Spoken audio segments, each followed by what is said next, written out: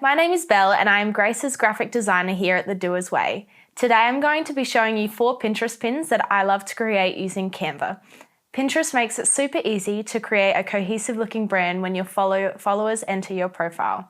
Give these 4 pins a try and you'll be amazed by the difference they make to your profile.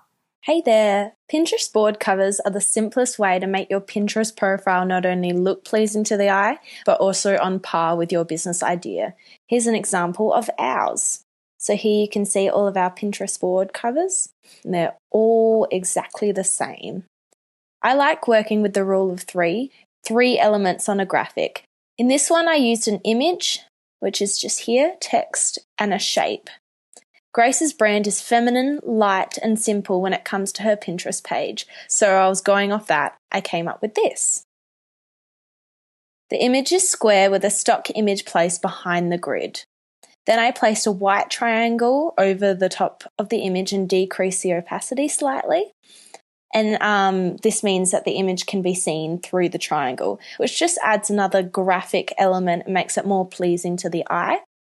And this is also a great place for you to pop your text over so that it's easily legible and it's not getting lost in all the beautiful colours. Infographics are a great way to connect your Pinterest with many other different aspects of your business. You can connect them to blogs, Instagram, Facebook, etc., etc. Here's an example of some of the infographics myself and some of our designers have created to go on our infographics board. So this is some of our infographics. Just here, as you can see, they'll end up looking really, really long on Pinterest, but we've used our normal pink and our normal blue as well. When creating an infographic for your Pinterest page, I would recommend a couple of things.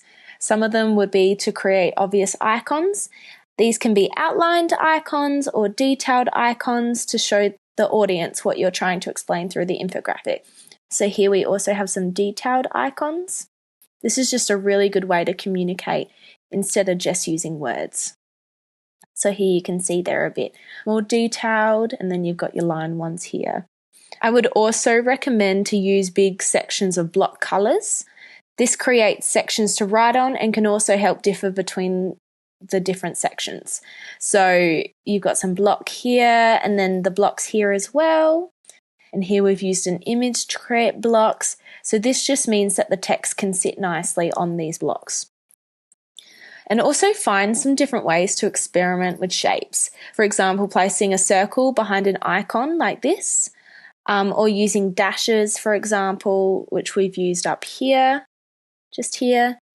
This can create a border around a title, or it can shape your title, either way. And also utilize many different weights of the font that you've chosen and switch between uppercase and lowercase. So here you've got an uppercase bold font and then lowercase regular fonts. It just creates more diversity. But here's a tip. Remember that infographics can be very information heavy, so try and simplify the infographic as much as you can, keeping it clear and direct.